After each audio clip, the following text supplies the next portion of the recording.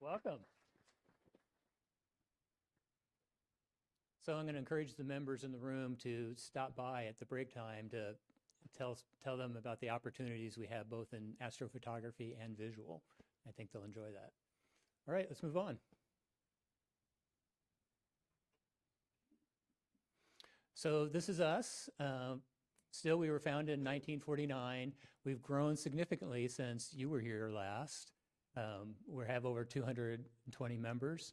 I was telling someone today that I was doing some research for the club, and I found some minutes from a board meeting that were shorter. The club has considerable more work that needs to be done, and we're plowing through it. Let's see. Oh, we have a wide range of experience, like I said before, from astrophotography to the visual folks. We have some people that like to do spectroscopy. Okay, one or two, not a lot. But the whole range of astronomy, we're involved in it. And we're all willing to help. We have some expertise in the narrow field, and we're more than happy to tell you what we know to keep you from making the same mistakes we did. That's where the value is. Plus, we're a nonprofit organization, so you can make a donation of cash or equipment. We're not picky, and we'll move from there. Next slide. So our mission, as it says in the bylaws, is we promote astronomy via public outreach, and we do a pretty good job of that. We also encourage and support groups who are interested in astronomy. We do a lot of outreach at schools, mostly in the STEM programs, that encourage the young folks to get into astronomy. And we also cultivate observing and research among members. And that's one thing that was interesting in the survey results that came out is we probably could do more in that area, and we're going to do that, as well as the last item, and that is promote the building of astronomy instruments and make scopes available to members. So you'll see more of that later on in the presentation. And our resources, we have a member's handbook that's handy. We have an observatory that we can visit called Thompson Observatory in Keene, Texas. And if you're interested in going to that, team up with Bob Circus, and he'll pull the strings that get you in. We do have our own private dark sky site called the Rising Star Observing Area. Get to more on that. And we do have club telescopes and eyepieces that our members can use. We also have a presence online, and we'll show you those features shortly. So this is our observing area. It's roughly 5 acres of land with 3.5 acres. It's mostly green grass. We have some pads on the site that you can use. We have 2 observatories there. One of them's a club's, the other one's a club member.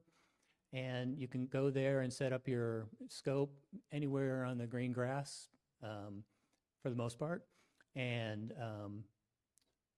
set up your stuff and observe under Bortle 2 skies. Let's go to the next slide. So in terms of scopes that are now available to club members, we received a LUNT LS50T hydrogen alpha solar scope. It's a little small on the small side, but it does capture the hydrogen the chromosphere of the sun, and you see some spectacular detail. The loan program we have, and we're going to provide you scheduling information so you can then check it out for a day or maybe up to a week. A day, you never have a day. A couple of days until you get a good couple of sunshiny days, and then you can use it. But before we give you the scope, we're going to give you training on how to use the solar scope as well as the mount that we have. No, you will not keep it. You will loan it out as required. All right, let's move on. This is our online presence, our website, fortworthastro.com. We do have a Facebook site as well, and both need a little of attention that we're going to spend some time in the next couple months trying to fix. YouTube's not bad. We could tweak it a little bit more. We do have our main chat room on Groups.io, and then we have some special interest groups that we have, and currently the one that's most active is our astrophotography special interest group. So this is something you'd probably want to put in a request to join that group. And then we do have our own personal page on the Zazzle.com webpage. Let's move on. Oh, but you probably need additional information when you get home or you're thinking about this. So all you need to do is write an email to info@fortworthastro.com, and one of the two information officers will respond to you. Matter of fact, we did have a nice email from a mother whose son is in 5th grade that wanted to learn about Pluto. And then David Bergman, Dave, hey, thanks. He responded, answered the questions, and he's going to talk to this Jason. Okay. All right. So Jason's going to have the opportunity to interview David, which is great. And I was talking about this interaction to my retired teacher friends, and they said to a T that they always encourage their students to interview a reliable source instead of just relying on what's on the internet or in the encyclopedia, as I grew up using. And so I'm just thrilled that Dave volunteered and is going to put the kid through his paces. So that's great. And then you can join the club through the JPL site that we call Night Sky Network. Okay.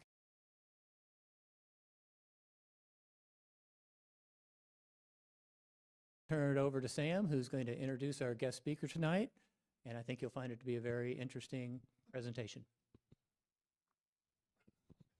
All right. This actually was left over from Bill's list that he didn't get around to, and I'm glad I got a hold of him. A little funny story about it. He apparently knows Bruce, right? Okay. Anyway, he contacted Bruce to ask if this was real. So he's had bad experiences in the past, so we got him online. It's J.G.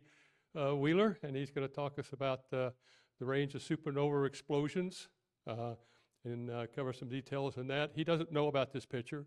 That's the only one I could find that I liked was a supernova remnant of the Cypress Loop, and y'all know it. It's my picture, but anyway, Mr. Wheeler, if you'd like to take it away, you're welcome to. Thanks.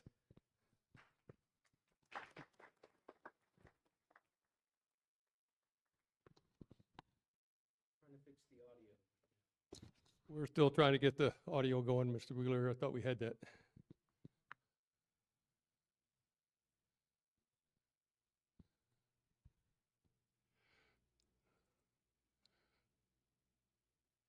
Well, team, there he is, but what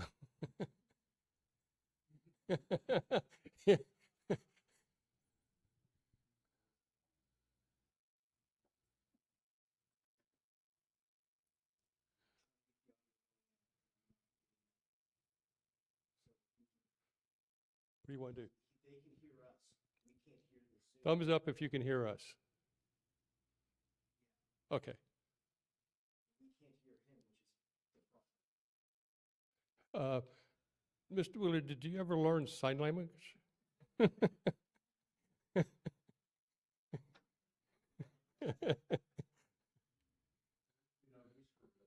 Well, yeah.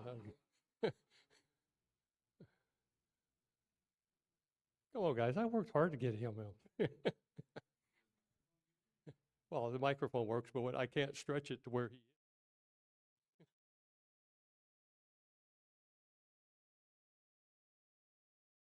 Folks are sharing this screen in some fashion. We can hear him online.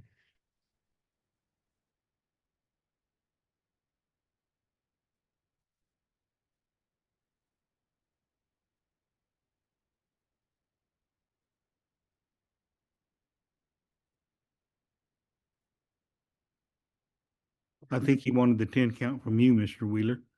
I'm sorry. I think he asked for a 10 count from you. account. 1098-765-4321. Blast off.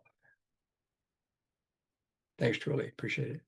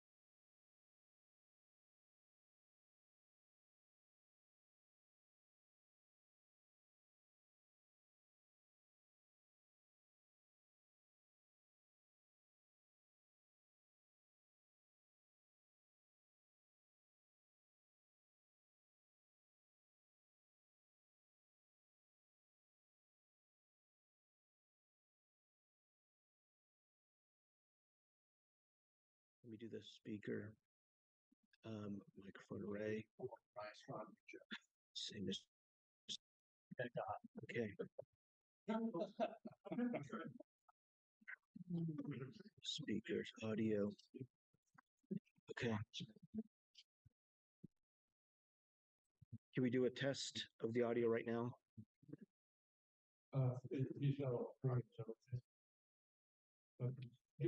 Test, test. Can you hear me?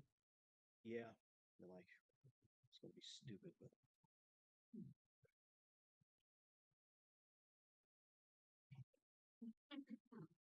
no idea how this is gonna work, but go ahead.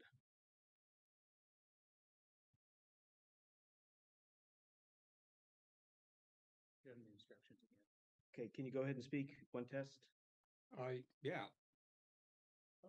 Testing, 1, 2, 3.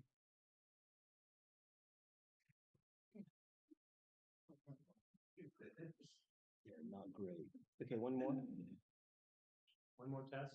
One more test.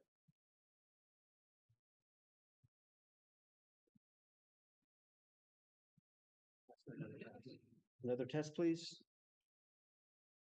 Testing, 1, 2, 3.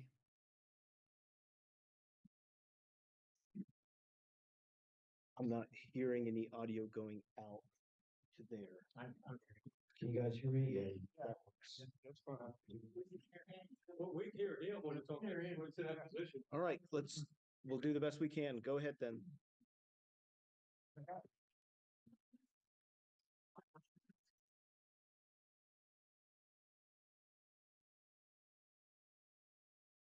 Okay, so you should be able to share now. Okay, I've got a share button. It says share. I push it. It says screen documents in advanced. I presume I'm sharing my screen, but if I push that, nothing happens. So I don't know, presenter layout, content only is background, over the shoulder share sound, Yep, everyone should be able to share now. optimized for video sharing. It just, I thought if I did share, it would show my desktop, and that's not happening. So I'm a little flummoxed.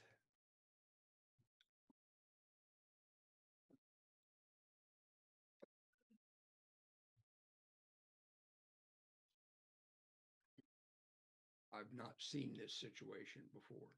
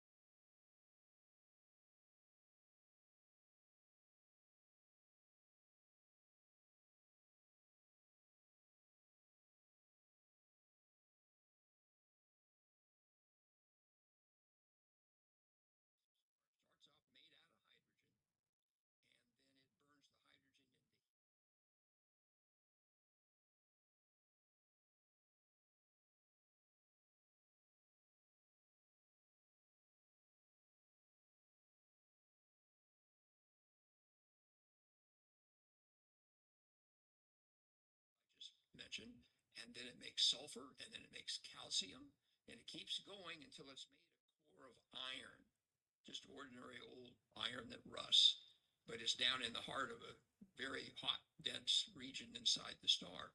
And it turns out that iron's nuclear properties are that it won't burn and produce energy. It only absorbs energy. And so you make that iron core, it will absorb energy out of the star, reduce the pressure, and trigger that core to collapse in about a second down to make a neutron star. And that's that collapse producing a huge amount of energy that will then rebound out into the star is what makes it explode.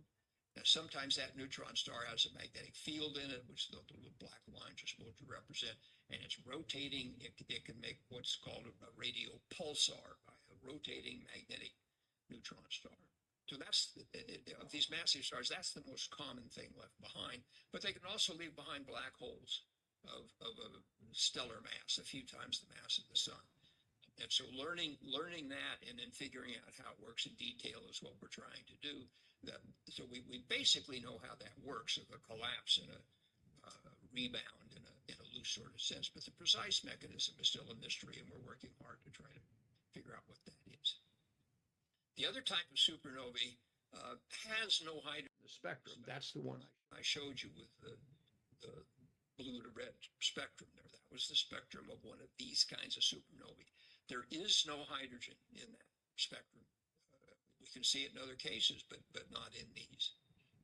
These we call type 1A. The Roman numeral A, or 1, is because it was the first kind discovered and identified back in the 1930s. The A has come because there's been other hydrogen deficient supernovae studied since then, which are different, and they're called B and C. I'll come to them in a bit. So type 1A, no hydrogen, and of the exploding white dwarf type. That's what that means.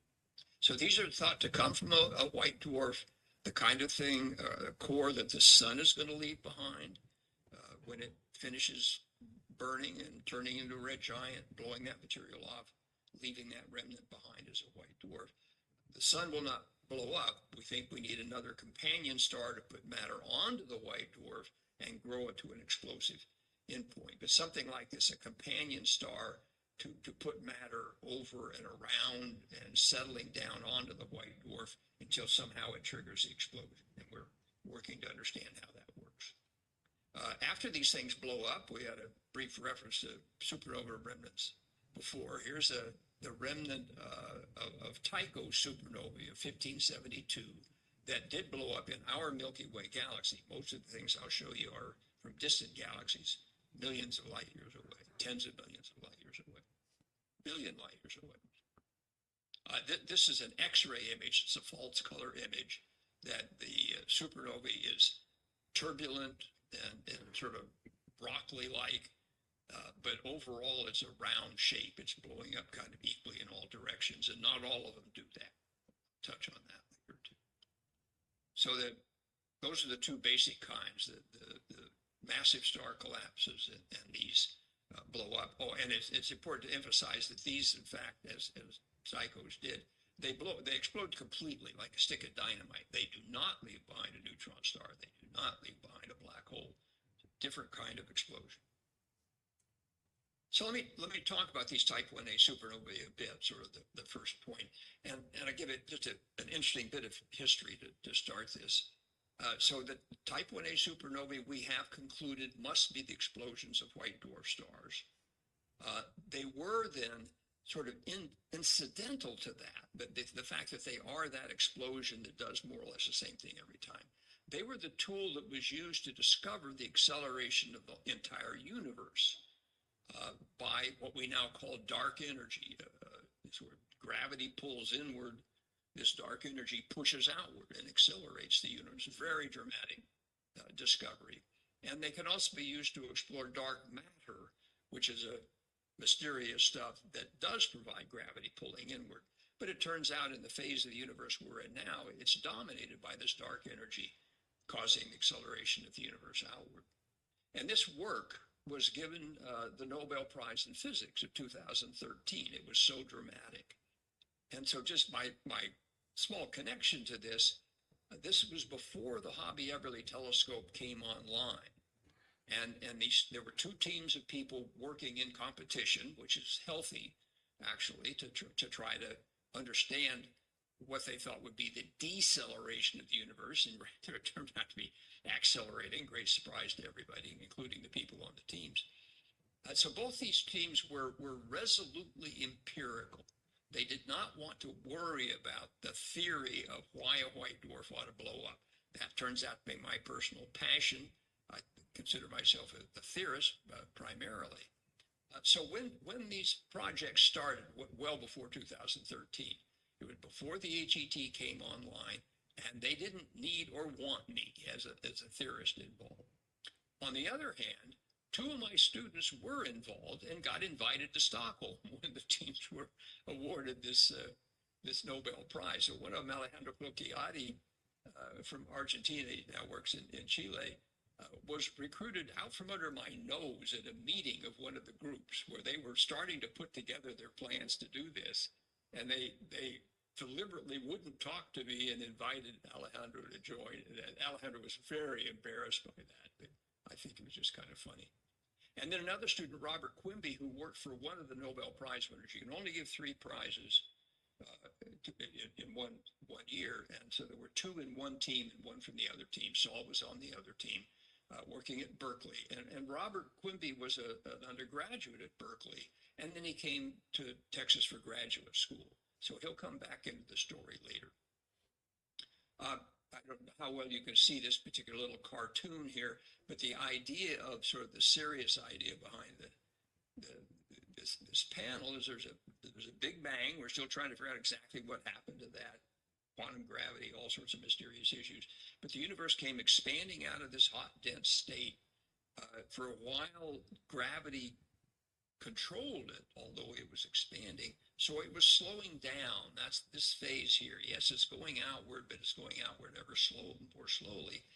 And then about 5 billion years later, kind of coincidentally about the time the sun was born, it started to accelerate outward. That's the opening up and the expanding here, which is the effect of the dark energy coming into the fore and dominating what's going on in the universe. So that's kind of the science that's going on. I don't know whether anybody here will recognize this. This is the Pokemon character, Dark Energy, just to show you how enculturated the idea of the dark energy has become. And then there's this guy, and I'm not quite sure what's going on. He may take this jar of dark energy cream and rub it on his biceps or something. I'm not quite sure what's going on there, but the idea of dark energy has certainly been enculturated. It's not just for the astronomers. So the particular question that I've been interested in basically my whole career, and we're still trying to parse it out, it's a tough problem, is to figure out how this kind of supernova works, that these type 1A exploding white dwarfs.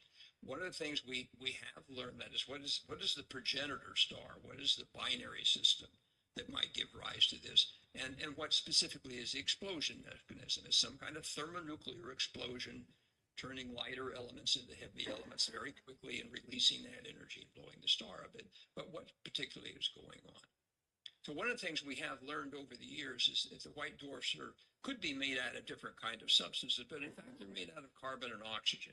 And those are the elements that the hydrogen burns to helium, the helium burns to carbon, oxygen, and then for a relatively low mass star, we think running up to about 8 solar masses, 8 times the mass of the sun, that the white dwarf will form composed of carbon and oxygen. So that's okay. We've got the starting point at that level in a very general sort of way. Then we think it has to be in a binary system, that a white dwarf, like the sun will make sitting alone in space, except for some planets around it, is not going to blow up. You have to be able to add mass to it, we think, from a companion, and then add the mass to the white dwarf, grow it to a mass and a density that it will ignite its thermonuclear fuel, the carbon and oxygen, and that will blow the whole thing up. So this is schematically one popular way of thinking about how they might blow up. It's possible that what's going on is nature forms 2 white dwarfs in a binary system, and then they somehow spiral together and merge and compact and then maybe blow up. So there are ways that could be different in a very substantial way, and we're trying to figure out what that is. There's a variety of flavors of these type 1A supernovae. Some of them we consider normal because they're the majority of the ones we see, are rather bright, and they decay from maximum light rather slowly. Others are dimmer and they decay more rapidly. So we can tell them apart and then try and figure out which category they fit into.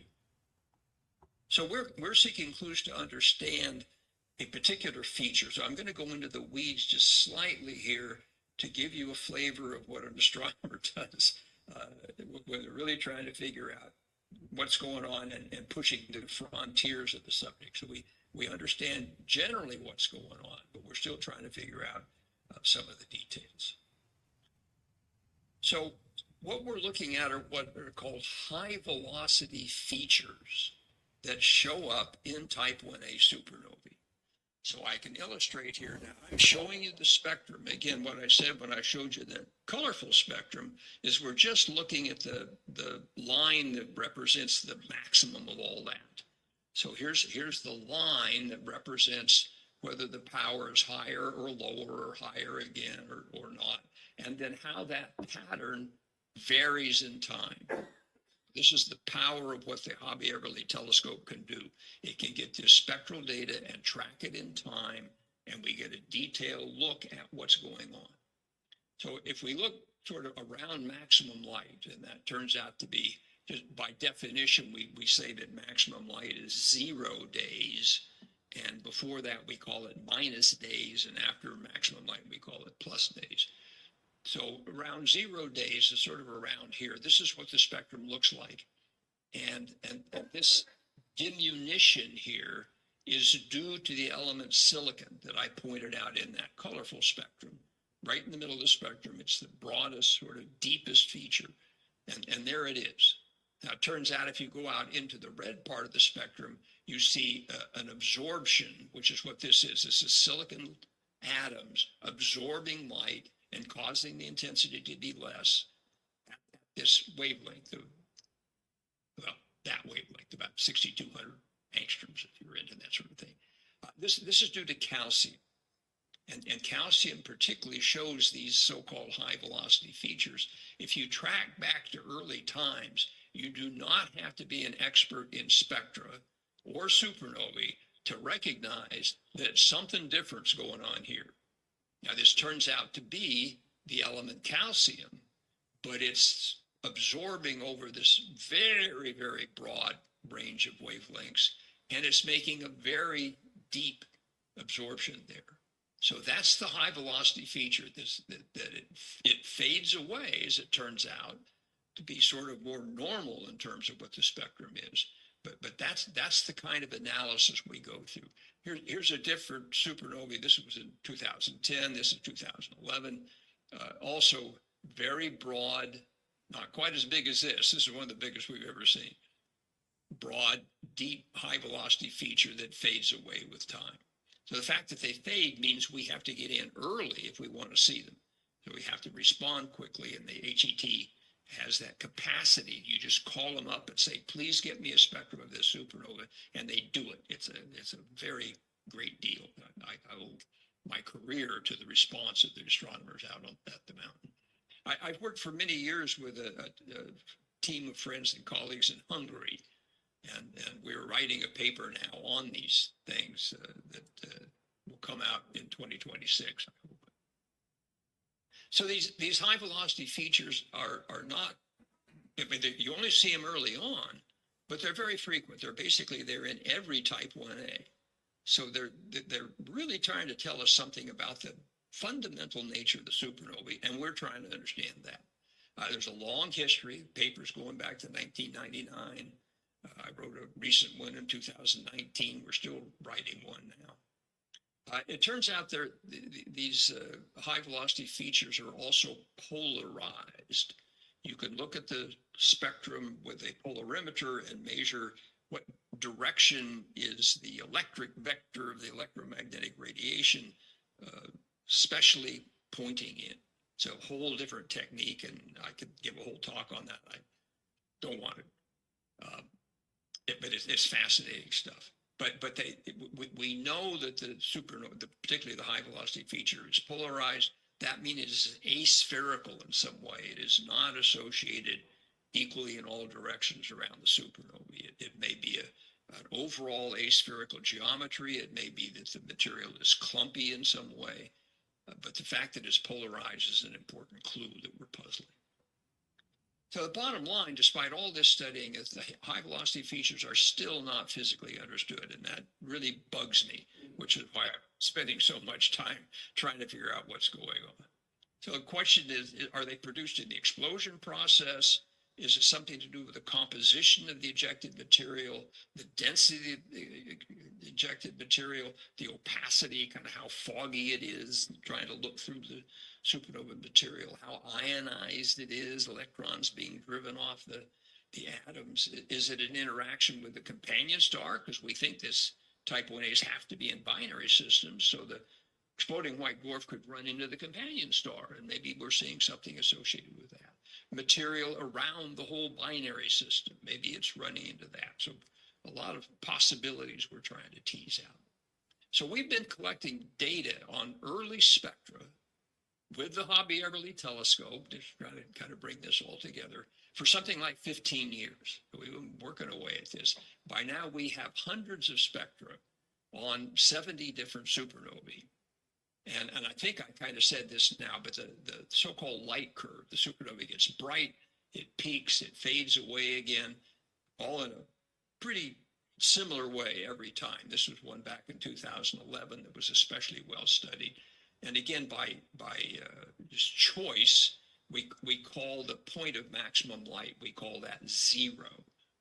And then just to illustrate what we've done here, this is sort of a representation, a histogram of the number of supernovae that we have observed versus when. So 15 is 15 days before peak. And you see here is 0, and here's 20 days before peak. So 15 days before peak is way down here. So getting to the supernovae and getting data on it is tricky. And we worked very hard to accomplish that. But then we look again at these other times, 10 days before maximum, 5 days before maximum, maximum light, a little bit after maximum. But by then the high velocity features faded away. So we do get data sometimes, but it's not so relevant to the high velocity features themselves. And this just shows you, we were lucky to get, 7 at this very early time, but we got 20 of them around 5 days before maximum.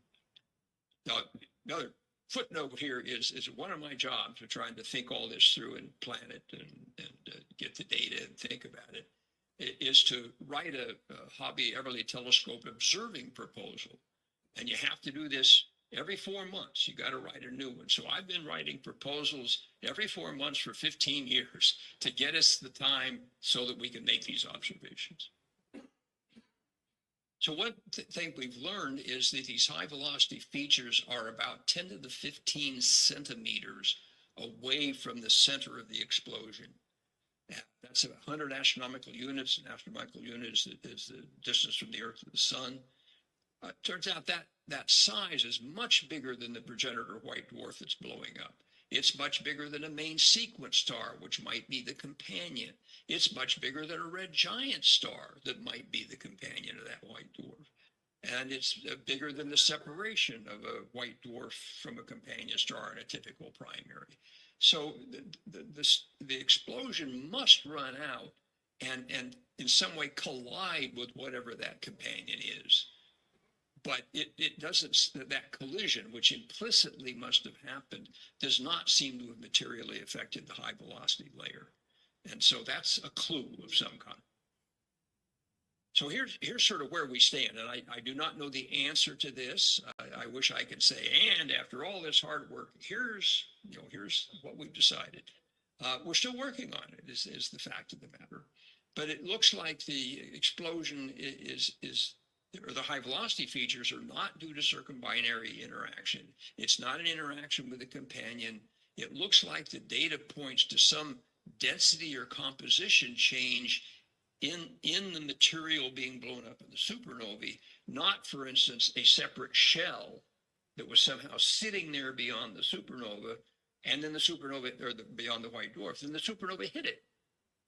And I carried that model around, that mental picture of what was going on as a shell out there that got hit for a long time. And it turns out the data is not supporting that. So you learn things even when you rule out preconceived notions. That's the way science proceeds. It looks more like a composition or density change that may be included to the thermonuclear explosion process, and that's also a goal in all of this. We know it's a thermonuclear explosion of some kind of the carbon and oxygen being converted to heavier elements that releases energy. It could be what we call a deflagration, as a subsonic burning, basically a flame. Or you can have a shock wave driven thing where the shock is supersonic as it propagates out and triggers the burning, or some combination of those. And trying to find out how that thermonuclear burning works is one of the prizes in this game. And we are close, but we haven't completely solved it. And again, the fact is that the high velocity features are polarized, means we have to work that into the theory, which we're working on, but don't have the final answer there. So the high velocity features are really important as a detail that's telling something about the supernova, but I don't know what the final answer is. You just have to live with that and push on and gather more data and think so. So then let me talk about massive stars. So the massive stars, which I said, form an iron core that collapses down, makes a neutron star, or maybe a black hole. Those come, we think, from stars that are more massive than 8 solar masses. That's a number that's derived from studying the theory of how stars evolve, more so than a direct measurement. We don't know sort of the maximum level of this, 10, 20, 30, 40 times the mass of the sun. We're not quite sure, but in that large mass range, we're pretty confident that those things leave behind neutron stars or black holes. It is not so simple that in this massive star range, the lower mass ones make neutron stars and the higher mass ones make black holes. There are many of us sort of thought that for a while, but it turns out the picture is more complicated than that. They're probably interleaved of making neutron stars and then black holes and neutron stars and then black holes. When the iron cores collapse, they make these ephemeral particles called neutrinos, which are the thing that actually carry the energy outward. And a lot of it is lost, but some of it's deposited in the outer parts of the star that caused the explosion. They make gravitational waves when the iron core collapses. If you have compact binary stars and black holes in a binary system later on and they merge, they make gravitational waves, and that was awarded a Nobel Prize here just a few years ago. Another absolutely dramatic study and conclusion.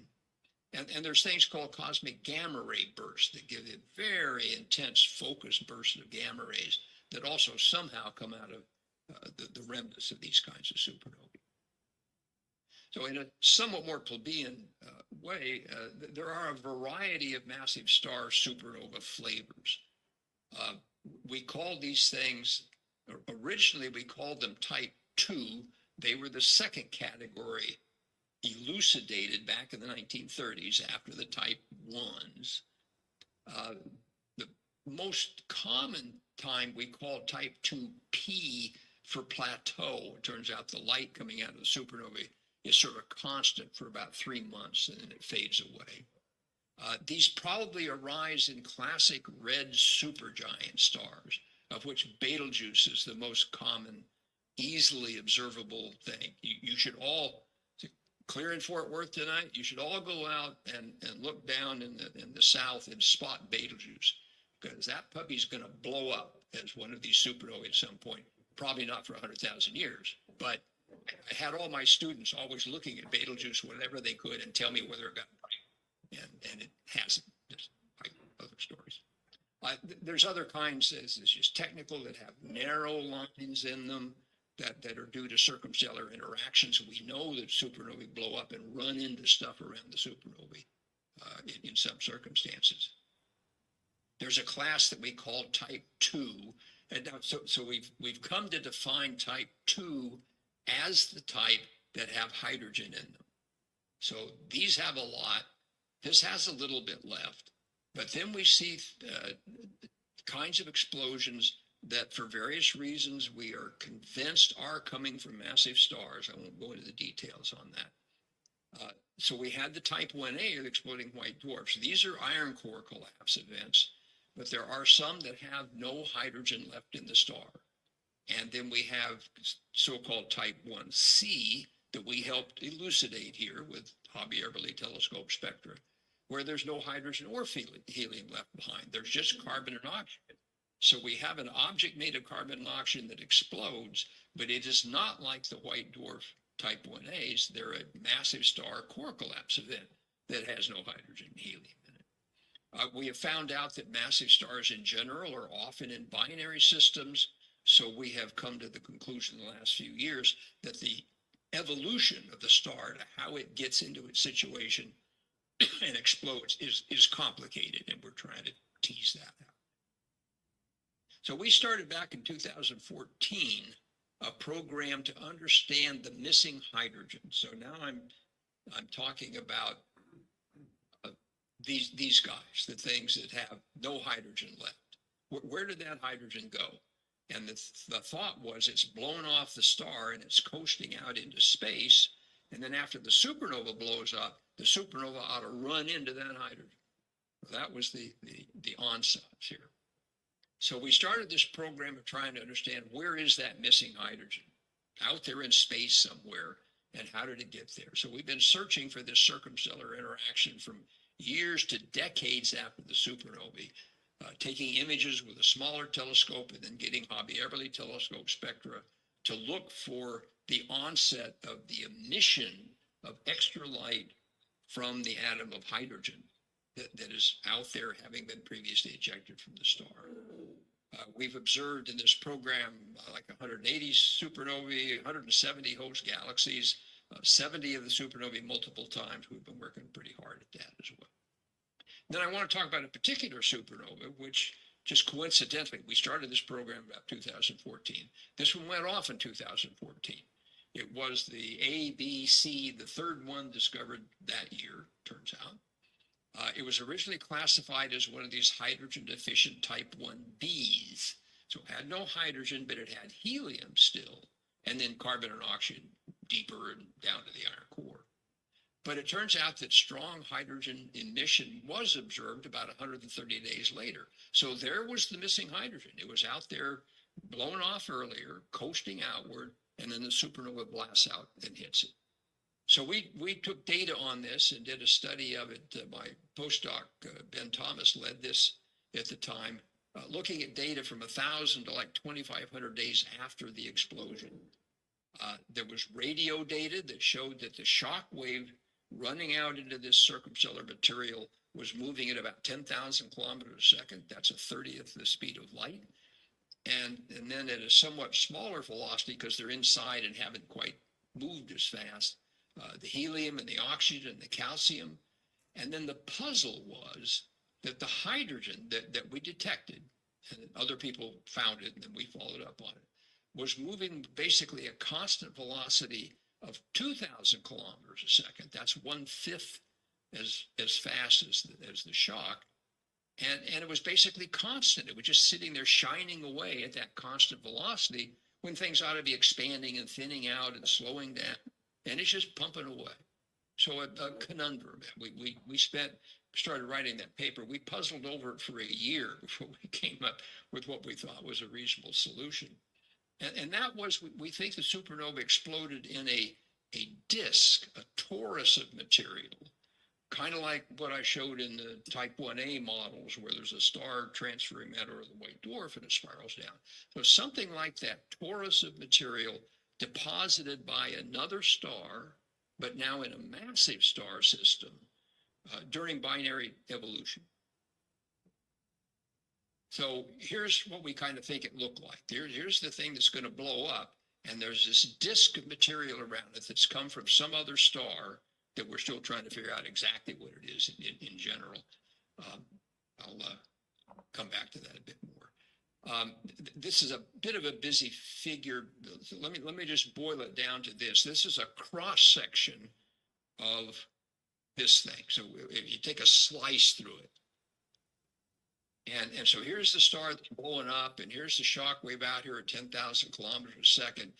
This is the material in that disk, which is basically moving very slowly. So basically not at all. So it's standing still.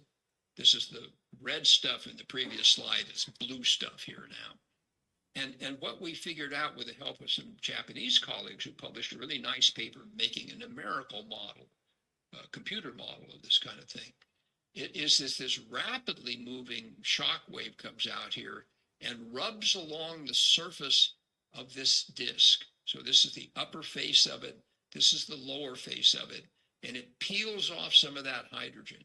And it turns out it is plausible that the hydrogen is sitting there boiling away, being accelerated somewhat, but not to the highest velocities possible. Plausible that it's coming out at about that 2,000 kilometers a second. So this was a schematic picture we presented as a solution there. So we're still watching this guy, 2014C. We're looking to see whether, by predictions, it came from a massive star. It should have made a neutron star down in the center. So we're looking to see whether it made a neutron star that was magnetic and rotating, and therefore was something like a pulsar. And in that case, that pulsar could be dumping material or energy into the very core of the leftover supernova, the stuff that hasn't expanded out yet. And we should be able to see the spectrum of that if we're lucky. Other people are looking for it as well. Nobody's found it yet. And the most recent spectrum we took of this, you can't quite, well, it's blocked out on my slide. Last November was the most recent data we got. So here we are, 12 years after the explosion. We're still taking active data with the HET.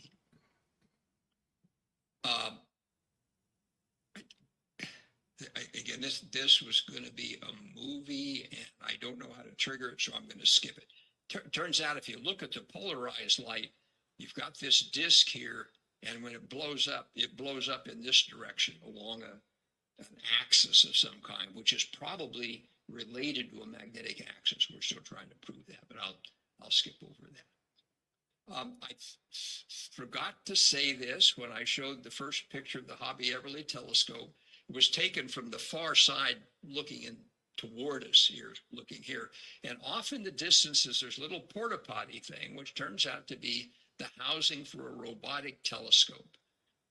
And that plays a role in the next topic I want to talk about. So this is superluminous supernovae. So I mentioned that Robert Quimby came from Berkeley, where he was an undergraduate, came here for graduate school. He used this robotic telescope to search for supernovae. It turns out it was a small telescope, 1.6 meter, something like that. But it was engineered to look at very large patches of the sky.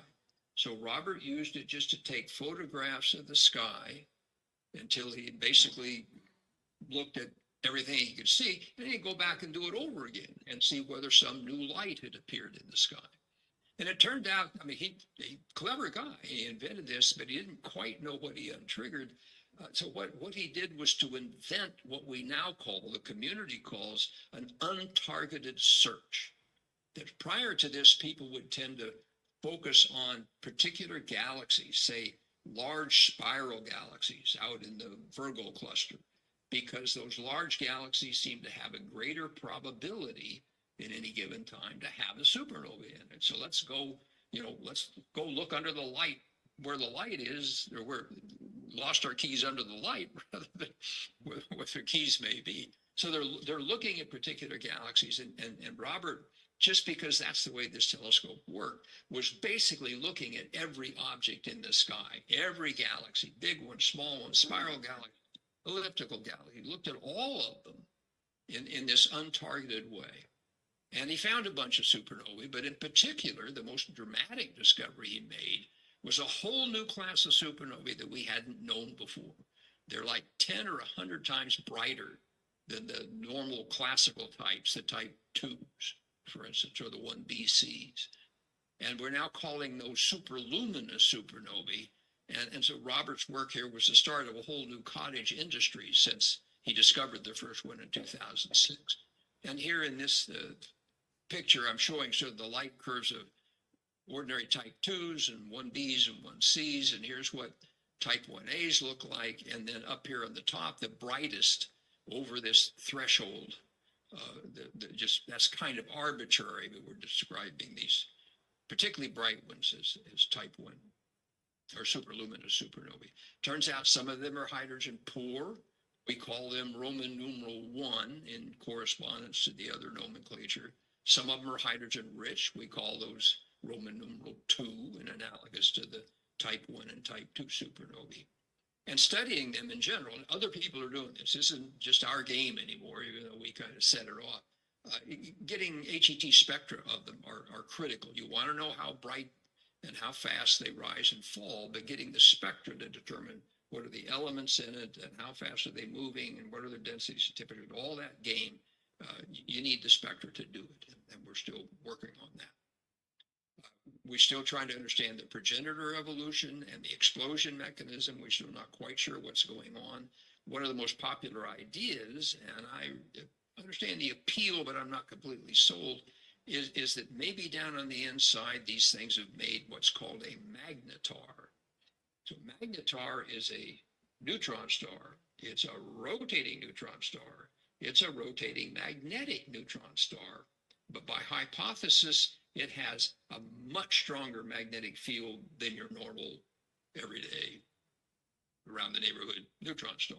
And if you have this flywheel down here rotating away with a lot of kinetic energy and a strong magnetic field to radiate away from it, you can cap the rotation of that flywheel, dump it out into the supernovae, and that will result in it becoming especially bright. And so there are people who are very much fans of that and convinced that that's what's going on.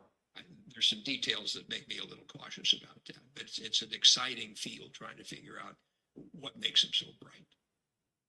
So let me end up by just touching briefly on the futures. The era of the Vera Rubin telescope is upon us. Is it possible to get a show of hands of how many people know about the Vera Rubin telescope? Anybody been following that news?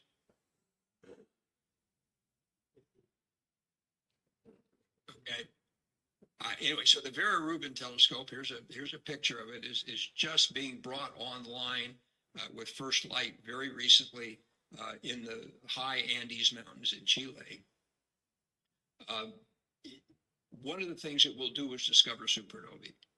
So just by history, prior to the interest generated by supernova 1987A, excuse me, 87A was the first supernova that could be seen by the naked eye in 300 years.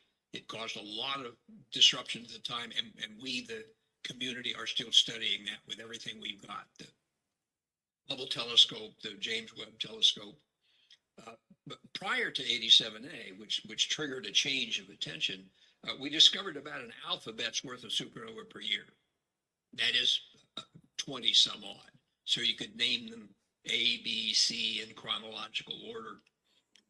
And then 87A brought a lot of attention to what was going on. We measured the neutrinos coming from the explosion, and that got all sorts of physicists involved in it. And then the dark energy was discovered, and even more physicists came into the game, playing astronomer.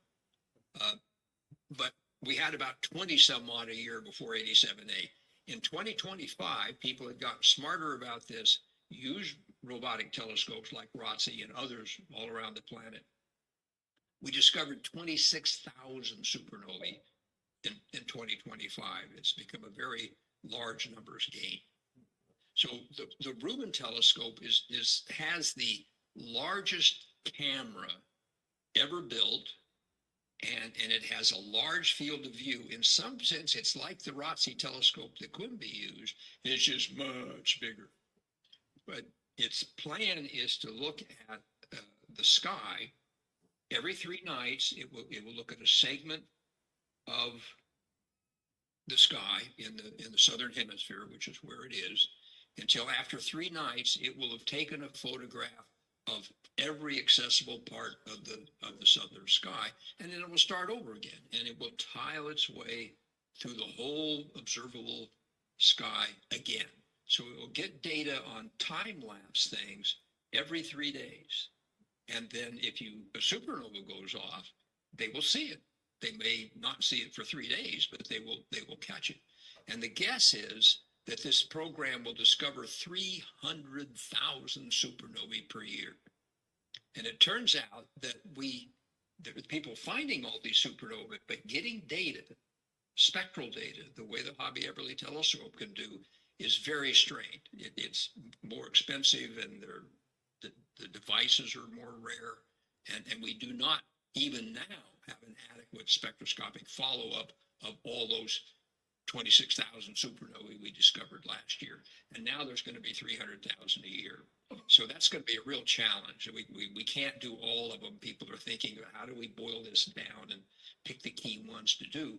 But there's no question that the community supernova community desperately needs spectra, and the Hobby-Eberly telescope can play a role in that, and we're positioning ourselves to do that. So here's my conclusion. In some sense, supernovae are a narrow topic in the sweep of modern astronomy. There's solar system astronomy, there's exoplanets, which is so exciting. There's studies of the early universe, the Big Bang, and the first galaxies to form. In my department of 20 some odd people, there's only 1 or 2 of us interested in supernovae. Most of them are interested in something completely different. But having said that, supernovae connect to sort of everything else. They tell us something about star formation, which is a topic unto itself. They teach us about stellar evolution. They teach us about binary star evolution. They teach us about nucleosynthesis. Where did the elements come from that we see in our bodies and in the planet?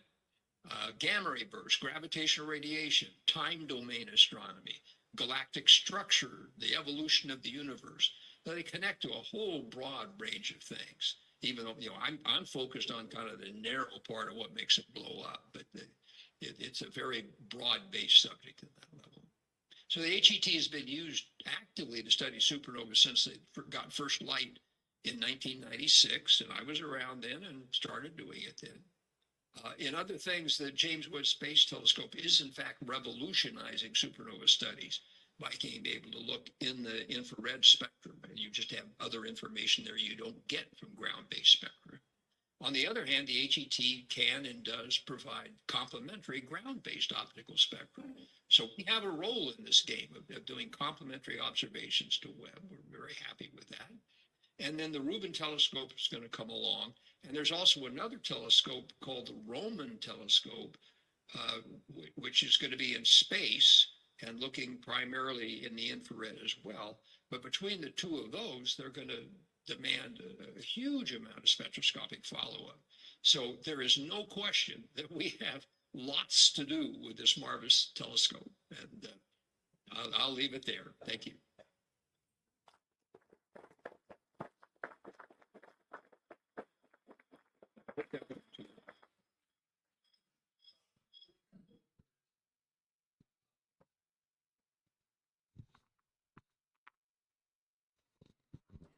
I want to thank you. You had this audience captured. Would somebody turn the light on while I close my eyes? We get the audience up, see if they're, see how many questions are and how much time we have for them. I'll put it that way, rather than if there are any questions. Any questions? Questions? No.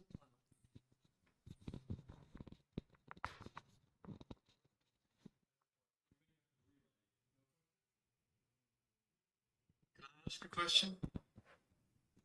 Go ahead. So Craig, you talked about white dwarfs. So I thought I understood that white dwarfs, red giants cause planetary nebulas and they cause white dwarfs. It's only red supergiants that turn into supernova. So what is the relationship between white dwarfs and the old main sequence stars. Have I got it wrong? Is it not red giants make white dwarfs? No, you're asking the right thing. And so these things are related. A red giant is basically a star that has evolved from a rather low mass star, several times the mass of the sun, or the sun itself will do this. And red supergiants are the same phenomenon of burning the hydrogen out to make helium and the helium to make heavy elements, but in a more massive star. And it just turns out they make a particularly bright red giant. So we call them a red supergiant rather than a red giant. Okay, so that's the basic, just observational definition, that the red giants are very bright, but they're not as bright as the red supergiants that made out of more massive stars. And then the lower mass type, the ones that came from lower mass stars, less than 8 solar masses, as I mentioned, those we think make carbon oxygen white dwarfs. And if you get rid of the hydrogen by making the planetary nebula, as you said, leave the white dwarf behind, and then that white dwarf somehow finds itself in the context of being in a binary system, which the sun is not, so its white dwarf will be alone in space. But there have to be circumstances where, as far as we can tell, it has to be in a binary system. Then the companion can add mass to the white dwarf until it reaches an explosive endpoint. And it's that question. Well, how does it get a binary companion? How do they interact? What's all that going on there that many of us have puzzled over for a very long time and still do not have a full answer to that. And then you go to the massive stars, and it's the same kind of thing, as it turns out. And we're still just understanding that now for the massive stars. That you have this star, it burns its hydrogen to helium and helium to heavier elements. It expands out to become a red giant, but now a red supergiant, just because it's in a more massive star. And then it will blow, in some circumstances, it will blow that hydrogen envelope off. And the core will proceed to collapse and make an explosion. Those are the type 1Bs and the type 1Cs. Or they will retain that hydrogen envelope and blow up inside of it, which is what I think Betelgeuse will do. And then you'll get one of these type 2Ps, I think. So I'm sorry, that's getting slightly in the weeds again of the nomenclature, but these things do have these slightly different flavors of, is the hydrogen there or not? And is it still on the star when it blows up or not? And that's what we're trying to puzzle out. And I think it's evolving that even for these massive stars, where we certainly see, I've got to back off on that. We thought the massive stars being alone in space, a single star, was the most common circumstance. And what we've learned in the last few years is that's not true. Those massive stars live in binary systems more often than not. And so there is a companion star to interact with and do things with. That's a relatively new idea that again, the astronomical community is just puzzling through. Right, thank you. Did that help? Or did I overwhelm you? Yeah, what I learned was it's not as simple as that. Yeah, the white dwarfs come from the lower mass stars, and the red supergiants come from higher mass stars. But then there's a lot of similarities to the physics. Right. Okay. Thank you. Yeah, you're welcome. That was a good question. We'll have to relay it. The board's not long enough. Have he's been able to target specific areas where there's more binary stars and get some pre-supernova data before the star blows up? Have they been able to? Yes. No, so I don't personally work on that, but I have colleagues that are very keen on that. So one of the tools is to use the Hubble telescope. And so when a supernova goes off, these teams of people will go back and look at data from the Hubble telescope that was taken for some other reason of that piece of the sky. And sometimes you find a star there. This is the star that ultimately blew up. So one can't do that game. It's a tough one, but I don't know, maybe dozens of supernovae have had their progenitor stars identified. It's very hard to find the type 1As because they're dim in the white dwarf stage. If you have a red supergiant companion, you can sometimes find that red supergiant.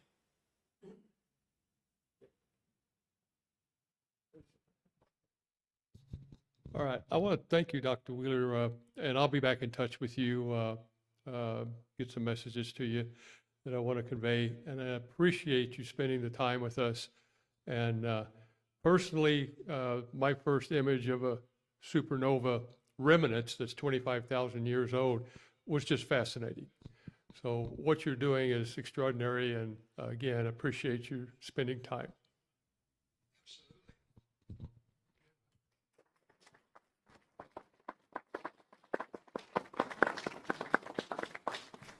Okay, I'm going to turn it back over to Bruce, and he'll continue with our meeting. And Mr. Wheeler, you're welcome to stay and watch, or go have some coffee or something.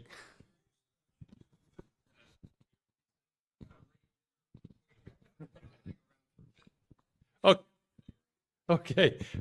Enjoyed it. Thank you again. Well, I think that was great. But he has a late dinner he has to go to. Right. And so it's now 9:24. Let's call that 9:25. Let's meet back here. Oh, it's wrong. It's 8:25. Let's meet back here at 8:35. Let's take a 10-minute break.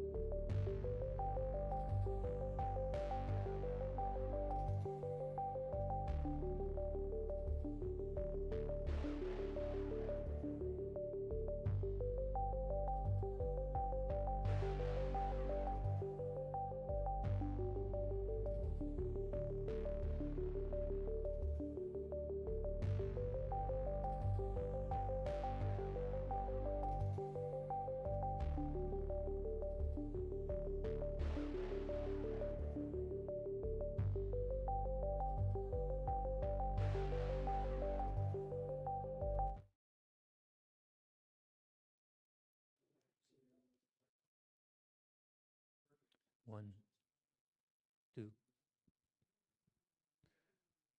All right, our break has come to an end. And now it's time for the raffle. And we have a series of about 12 books here for you to choose from. And I will reach into the box. And this is the winning number today. First one, 155 169. 155 169. Oh.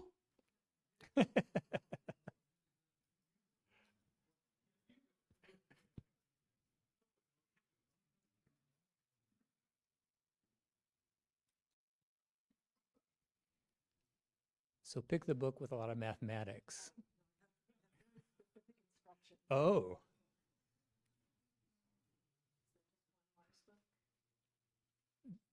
Yeah. Very good. I'll take it. You don't want to draw me again?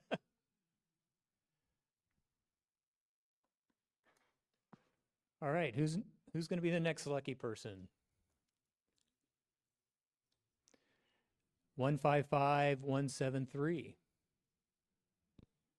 155 173.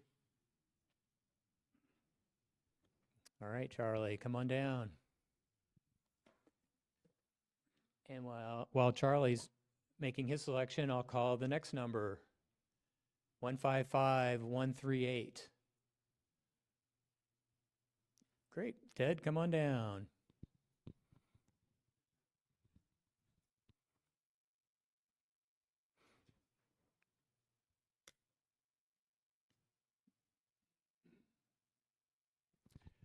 So Charlie chose the mathematics book.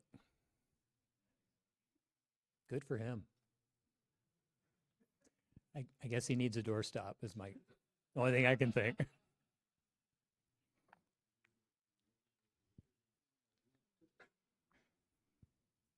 Thank you.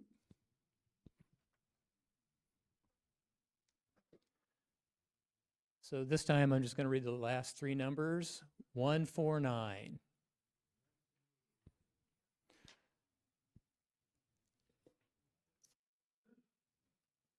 And while Tom's making his way, I will announce 174.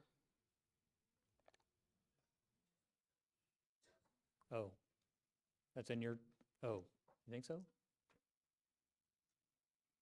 Okay, we'll go to the next one. 134. 134.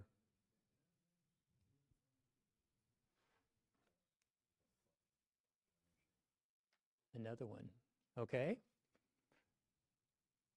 We're only going to do this two more times. 140. Oh, Ted, you're on a roll. And the last number for tonight, 147.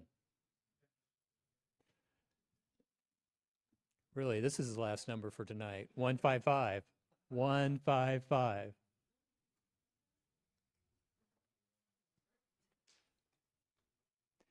Now, did you win last meeting or not? You did? Yeah, I thought so. Great. Thank you.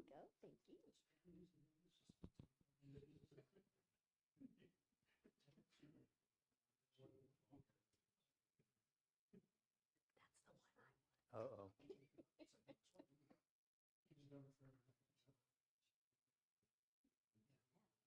Good. Yep. I think you. Well, thank you much for participating in the raffle, and I'll turn it over to the next speaker, Bill Hall. Hello. So this is all the stuff that's in the sky for the next month till the next meeting. And I wanted to feature an extraordinary picture by our very own Sean Paul. Go to the next slide here. Reflection Nebula in Orion, right? Yeah. Good stuff right there. So yeah, I think that's great. Next slide. All right, so we got a couple of bright comets this month. We've got the 2024 E1. It's dimming now. That's what the little red arrow is for. It's magnitude 6.3 right now. And when I talk about the magnitudes of the comets, you know, there's kind of a range, or there's kind of a margin of error with that. So I kind of go with like the middle one that I find. So 6.3 is actually pretty darn good right now. And I don't know if you've seen, I think it was today's NASA astrophotograph of the day, but it actually is an image of this comet, and it's got like 2 dust tails and 1 ionized tail as well. So it's like 3 tails. It's a pretty cool looking comet. So if you're able to get your eyes on it, it's in Sculptor. And then there's 24P. This one is getting brighter. I've been talking about both of these comets kind of over time last year as what to kind of look forward to in this, you know, this next coming couple of months here. This one's magnitude 9.5 in Serpens. And 2025 R3, this is one to keep an eye on. They're actually thinking that this might actually be something pretty special, you know, just brighter, maybe up to, I don't know. I'm not going to say naked eye. And the comment we got here is it's actually my picture. It's 2025 A6 lemon from last year. Next slide. Next new moon is on February 17th. Hold it, wait, that's today. Why are our meetings always on new moon? Like it matters, because clouds, right? So that is that's tonight. So next slide. Well, what else is happening for new moon? Okay, that's not it. But anyway, occultations and close approaches. So this is happening during the daytime, as you can see from the time here. But this doesn't happen a whole lot. And so the moon is actually occulting Mercury. And this picture is actually the 2022 moon occultation of Mercury. And this is like a 0.93% illumination. So it's like ridiculously new as far as new moons go. And the guy that actually took this picture, he was on Cloudy Nights. He took this picture. He said, you know, I couldn't really see the moon, and I couldn't see Mercury, so it was almost like kind of a happy accident that he was actually able to capture that. So it's not a great picture, but it's kind of a cool thing that's going on that you may never see. Next slide. Mercury in the evening, so it's at greatest eastern elongation 2 days from now. It's going to be highest in the sky 3 days from now. It's going to be about magnitude negative 0.3 and about 16 degrees above the horizon. So, but what, 1.5 fists, 2 fists, 3 fists? How's that go with the fists? We should know. Our club is known in Australia to have that sort of information, right? What is it? Something like that. Next slide. And the 7th asteroid to be discovered, Iris. I always feature the top 10. This is actually the 4th largest asteroid, but it was the 7th one discovered. It's in opposition on Friday, the 27th of February. It'll be about 8.9 magnitude in sextants. That's the fun fact about this that I always like, is that Iris is the goddess of rainbows in Greek mythology. And so all of these craters on here, there's 8 named craters, and they're all for colors in the rainbow. So pretty fun. Next slide. A full moon is on Tuesday, March 3rd. And this is Robert Cargill's recent picture of the moon. That's right. That's right. Let us pray. Next slide. This is really what's going on. It's, the full moon makes it special here is that, and this is March 3rd. This is early in the morning on March 3rd. It's actually my birthday, 55. And yeah, it's got a great altitude. It's you won't be able to see the very, very end of it when the penumbra is falling off, but because you got a moon set at 6:59 a.m., but totality is pretty decent in the sky at 22. Duration from start to when we can't see it anymore is 4 hours and 15 minutes. And yeah, if you want more details, go to timeanddate.com. Don't go to dateandtime.com. It's a very different website. Next slide. There's a Jupiter double transit of shadows and stuff. It's actually Ganymede and Io this time. It's on March 5th, and I have it here where Ganymede starts, and then both of the shadows are here, underlined here, and then Io actually sends off. It's just a cool thing to look at. Next slide. Artemis 2. So they did a wet rehearsal, which involves all the fueling and stuff like that. They found a hydrogen leak, and I think it was really near the Challenger situation that happened a long time ago. So everybody's being extra special careful.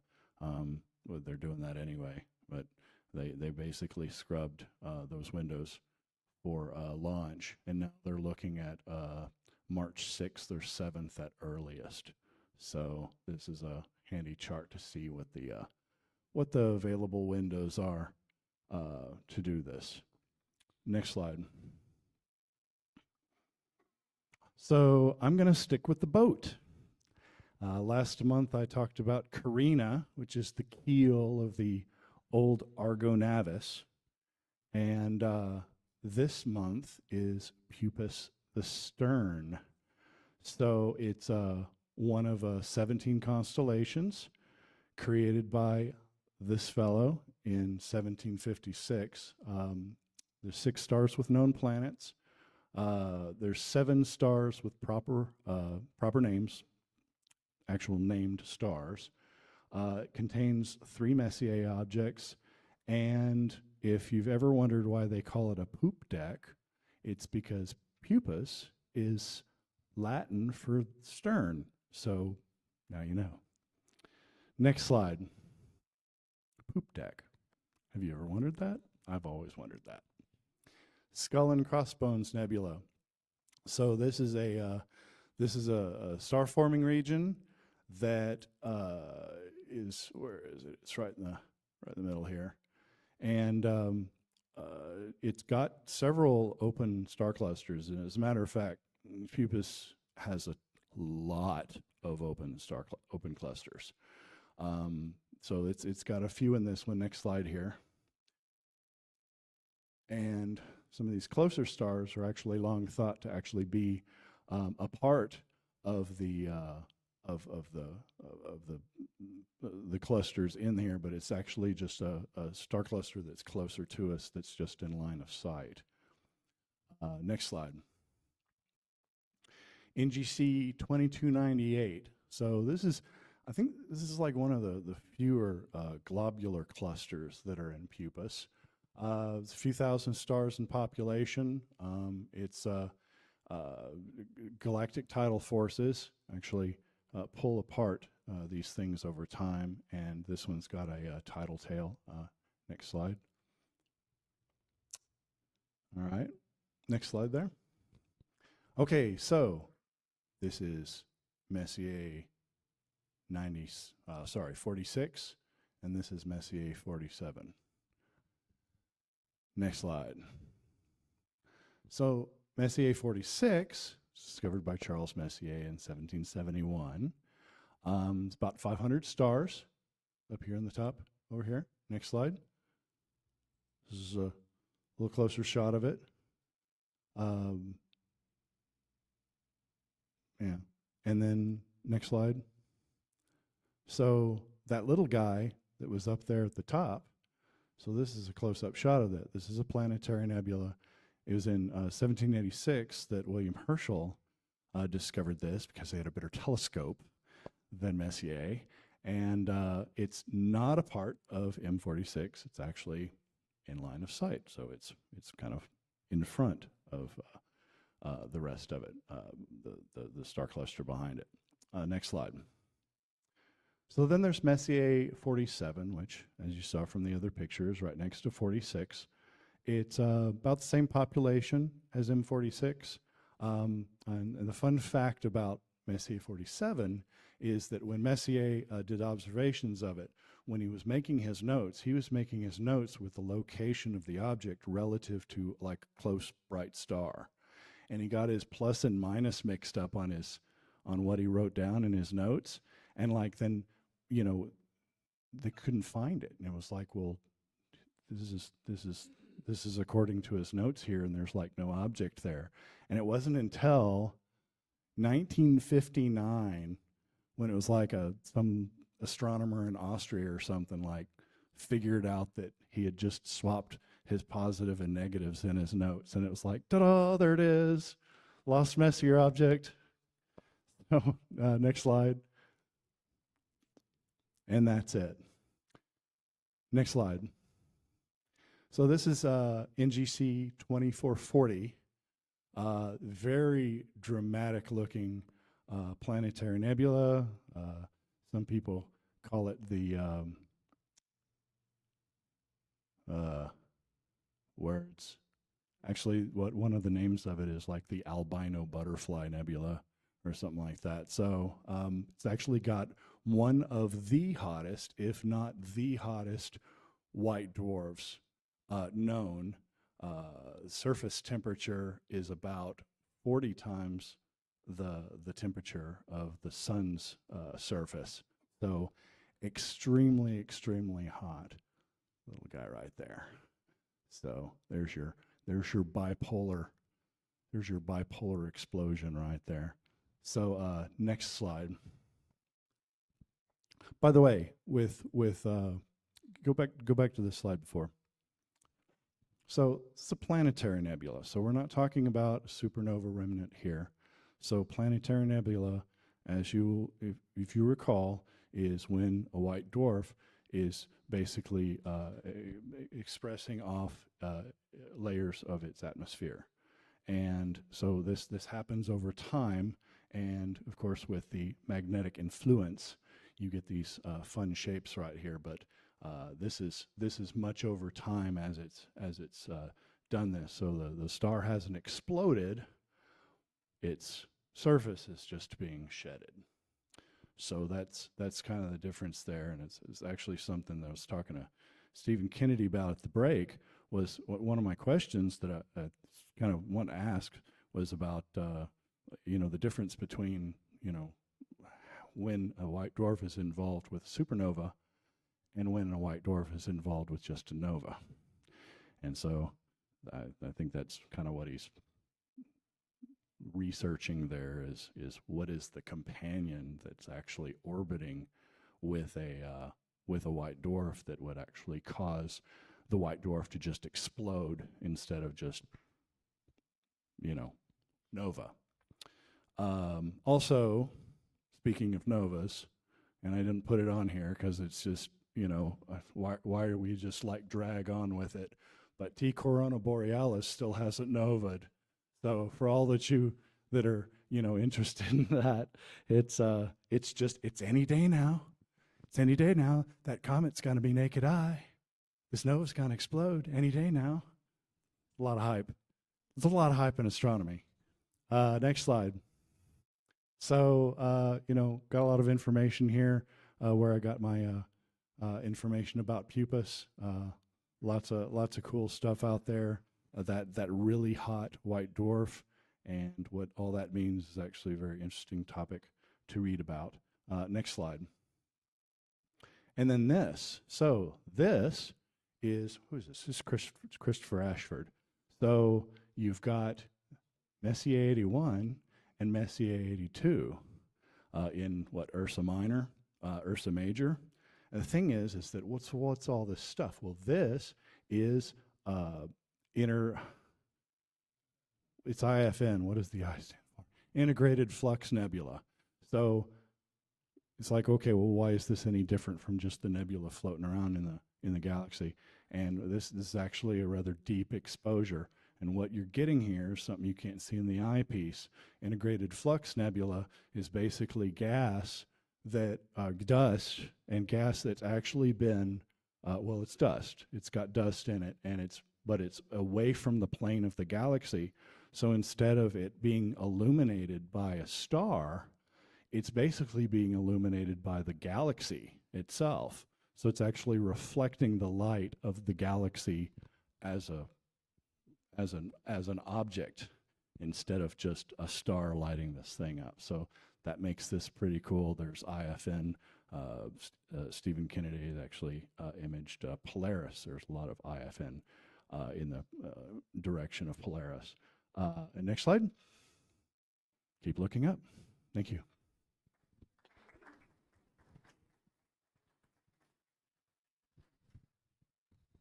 Thank you, Bill. Yeah, keep them off. Off. So let's go to the business meeting. We always start off with the financial report, and here's Constantine. Thank you, Bruce. Good evening, everyone. As always, I'll try and be brief, but I do have 3 items I want to go over with you today. The first one, of course, is our monthly treasurer's report. It's been a pretty quiet month. Our current balance is over $47,000, and the most notable transaction was $1,500 in income from our first 1687 star party. Those monies transfer down to the Rising Star Funds, and you can see that balance has gone up to $3,700. Loan payment, next one is due in April. Any questions? Okay, let's move on to the second item, which is our Zazzle Shop update. Is Sean Paul here? Yes, there he is. Everyone should know that Sean Paul is the creator and administrator of our Zazzle Shop. This is a program where we actually get royalties for the products that you purchase. 10% of all the money spent regarding regarding our club is transferred back to us as royalties. So last year in February, we received $252. This year in February, we received $134, and we have another $58 towards our next payment. They issue checks once we accumulate $100 or more. So I want to recognize and appreciate all of his hard work. How about a round of applause?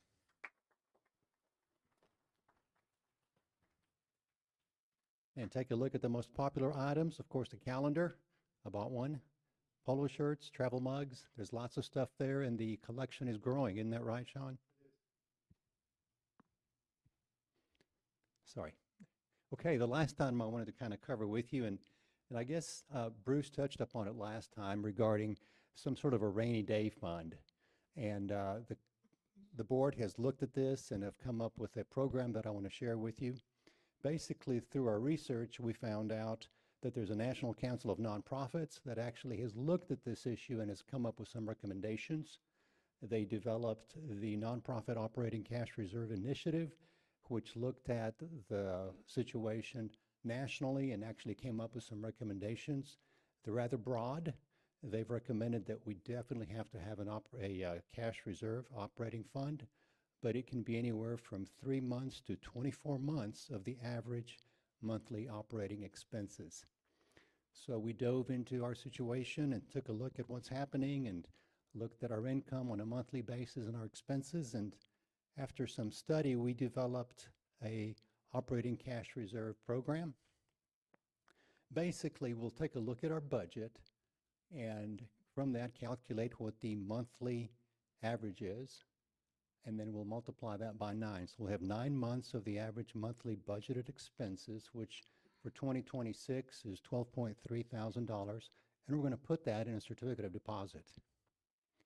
Then we'll also take a look at what happened the previous year. So in 2025, we looked at our monthly balance and took the high and the low, subtracted them, and came up with the difference of 9.3. That's a fluctuation that we have to live with. So we will take $9.3 thousand and keep it in our checking to cover some of those highs and lows that we may experience. So together, the 12.3 and 9.3 are approximately 16 months of the average operating expenses. That will be our cash reserve, and it'll be calculated each January after we get our budget set.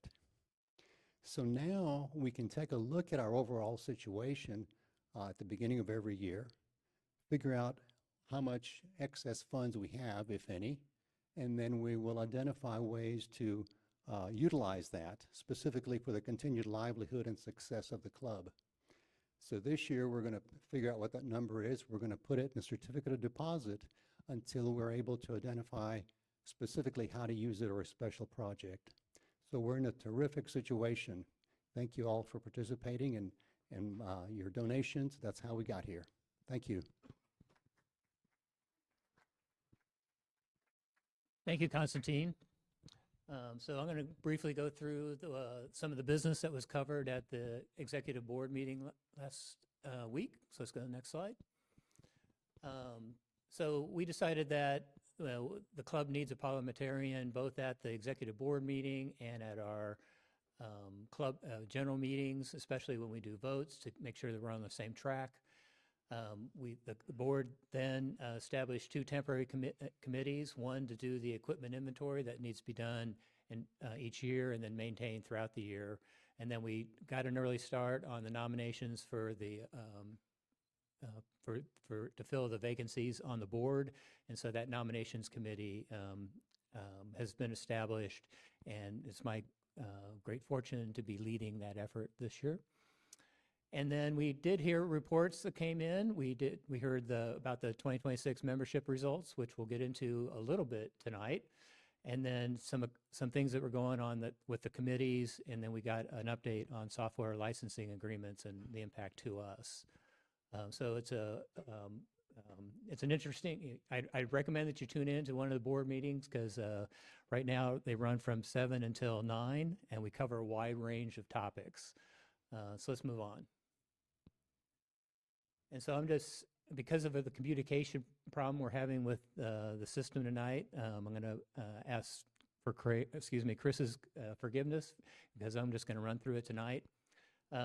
So in terms of the results, we had 96 responses out of the 220 odd members, 232 members that we have on hand, which is a pretty good response. And so the survey collected all sorts of valuable information about what the club is interested in, and these are the questions that were touched upon during the survey.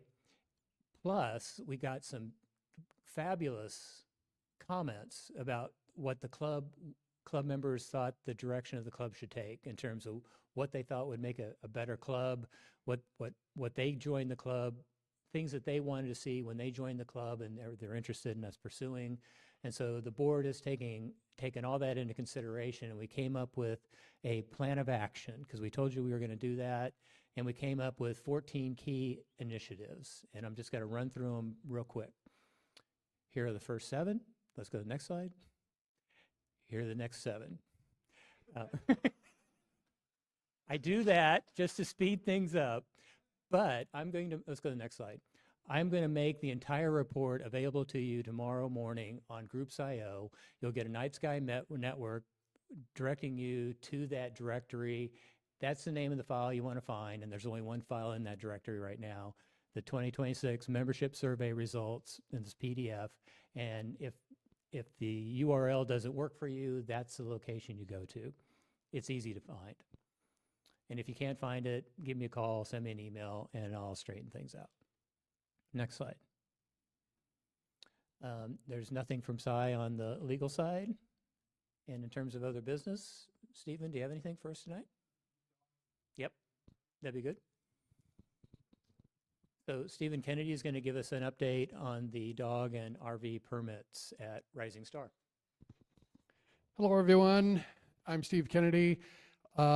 We about a year ago entered into the beta phase for the dog lease agreement and the RV lease agreement, which allowed people to bring a dog to our Rising Star property or take your RV to Rising Star. And we processed all of the information we got as a result of the beta program and concluded that it was a great program and we wanted to make it permanent. However, there was a lot of paperwork involved every time somebody wanted to take their dog or their RV.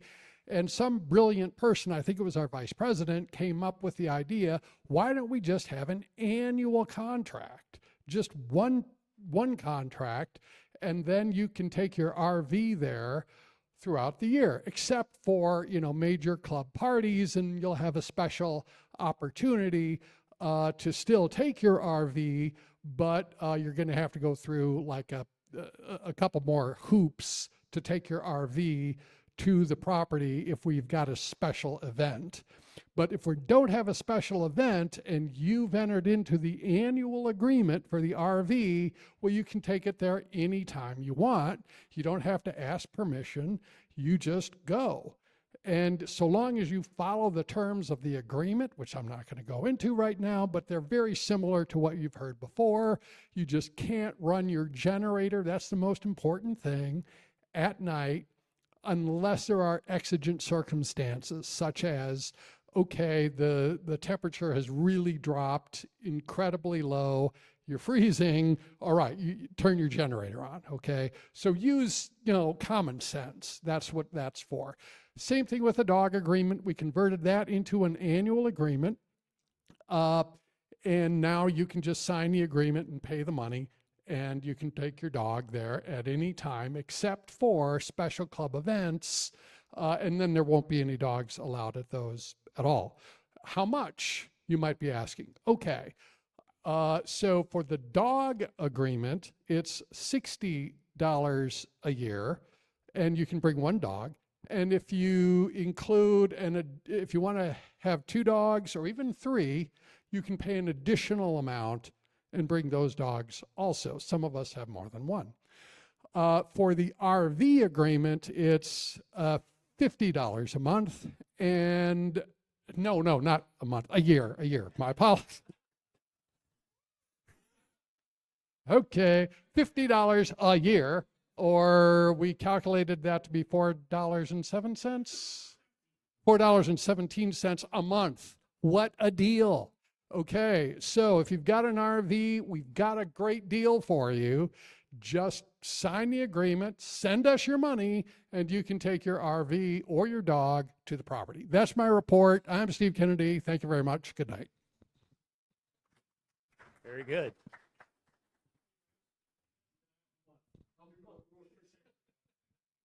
Okay.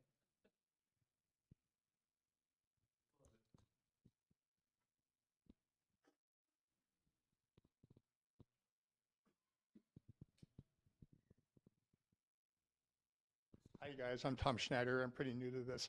I was talking over the dog agreement with my wife today, and there's a couple things we really have to be careful with.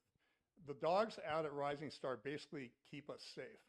They keep us safe by keeping the coyotes away, the hogs away, and any other vermin anywhere near that place. The Great Pyrenees is basically genetically predisposed to protection. I want to stress, sorry?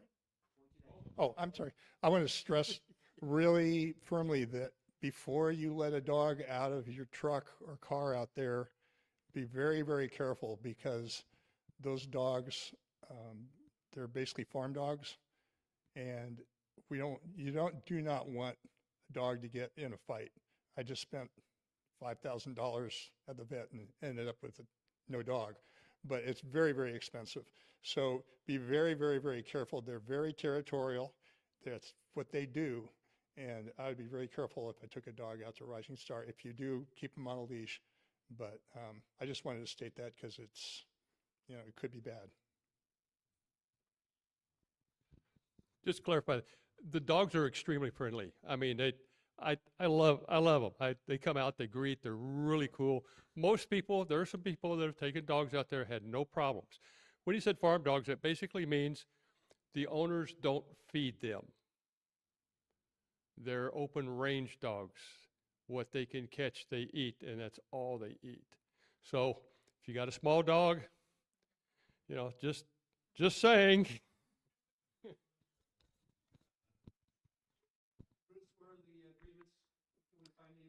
Okay, so the agreements are posted in PDF format on Groups.io under Dark Sky site. And I'll also be sending a Night Sky Network message on that topic as well. Oh, we have a question? No, you can go out to Rising Star and stay in a tent pretty much wherever you'd like. If you have a tall tent, we would like for you to move further south so you don't block this night sky. Okay, let's move on. Announcements. Let's go to announcements. So the first thing is the club's going to have a Messier Marathon out at Rising Star on March 28th and 29th as a club event. And so you might say, why are you doing it on that weekend? Because the prime weekend is the weekend before. True, but people also are on spring break, and there's a number of families that'll be traveling. And so the board thought that it'd be better to have this club event the following weekend. But there's no thing that says you can't go to Rising Star to enjoy the marathon on the weekend of the 21st. That's still an option. But the plan for the 28th is to start solar observing in the afternoon around 3. Then we'll have a dinner party. We'll bring your own meal at 6. Sunsets close to 8, and then the marathon will start at 9. So this would be a good opportunity to come out to Rising Star to experience the dark skies with everybody, with the club members. And you could make a day of it by arriving early and visiting Woods Classic Cars and the Baseball Museum in Cross Plains. And so for those who don't know, the Woods family did well in the oil business. And so when they say classic cars, they mean classic cars and trucks. And the Baseball Museum is pretty impressive too. And it's in Cross Plains, so you shouldn't miss it. And then we'll also send out additional details and sign-up sheets for the upcoming marathon.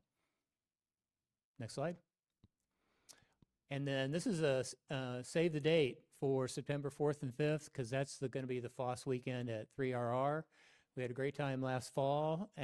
We're doing it a little bit earlier, a meeting in September. But just like before, these are the features that we'll be participating in. We'll have a large observing field. We'll have access to the 6 cabins that will do a lottery to see who gets them. We'll have a men's bunk room and a women's bunk room, RV hookups, and tent camping. But it's really not remote. Very wild tent camping, and I'd assume you took cabins, bunk rooms, or an RV hookup. And then they're going to have, we've purchased for the 3RR volunteers to take us through their scopes that they have there.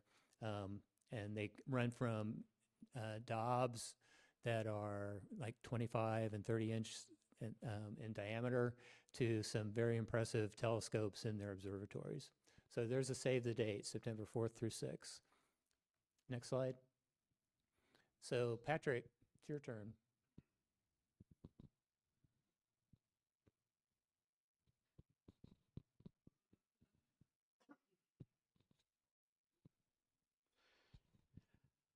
All righty, so we got a few coming up. As mentioned the other day, we have one for a science night here Thursday. If you're able to help out, so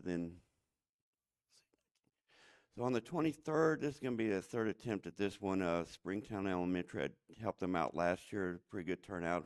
Going to try again Monday and possibly Tuesday if that works out. If not, that'll probably be it on that. Then next week we got a STEM night up there in North Richland Hills. Then another one on, well, it says, yeah, Richard Lee. So a few members are going to help out with that. I'll be at that one. So next slide. Then on the 28th, down in Cleburne, there's a little small winery. They'd like to have another star party. Helped them out last year when we had all 7 planets. We'll have 6 of them tonight. So we had a pretty good turnout there. And then one at Kirkpatrick Middle School, which is not far from here, on the 5th. Another science night on the 6th there in Halton City. Next slide. Oh, okay, and I guess maybe I didn't have one. I guess I left one off. But on the 14th of March will be our first Dinosaur Valley Star Party, because I know a few of you have asked and a few of the public inquired. So March 14th will be our first Dino Valley of the year. Thank you. Okay. So next slide. And next slide is about Tandy Hills, and that's, I think it's the 21st for the Tandy Hills Star Party for this year. Moving on. Okay, Bob submitted some information for the upcoming 1687 event. It's on February 20th, and we've got a big group coming in from 20 to 40 participants, and so he's looking for 5 to 7 setups with different scopes. And so if you're interested, you can contact Bob Circus. I do not know. Well, we're having a date check. Oh, yes, 28th. Yep, it is. So if you went on the 20th, it'd be too soon. So, well, he went back. No, that's going forward. Okay, so go forward. Okay, so are you going to do a presentation in March? And It's going to be a class on the Astro League and the observing program. okay, that's great. Okay, next slide. Just a note that some people are going to the social house after today's meeting. Moving on. I think that's the business for tonight. I'd like to have a motion to adjourn. Oh, I heard a hoo-hoo. That's the second. There's the first. Do I have a second? There you go. I have the second. All those in favor say aye or raise your hand. All those opposed, no. Very good. Thank you. Appreciate